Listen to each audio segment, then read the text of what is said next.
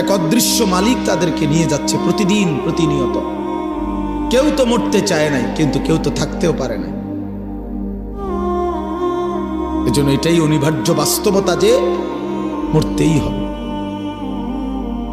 যেতেই হবে, ফিরতেই হবে আল্লাহর কাছে, ফিরতেই হবে। তাহলে কাজেই যেটা চিরন্তন বাস্তবতা, যেটা অনিবার্য সত্য, সেটাকে পাশ কাটানো বুদ্ধিমানের কাজ না। এটা কোনো বুদ্ধিমান হইতেই পারে না।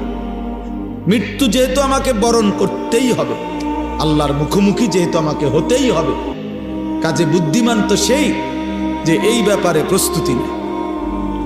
কারণ আমি তো এটা এমন কোনো বেলা আমি নেতা দৈরা এই দল কিংবা ওই দল কিংবা কোনো রকম কোনো ছল ছাতুরি করে যেহেতু আমি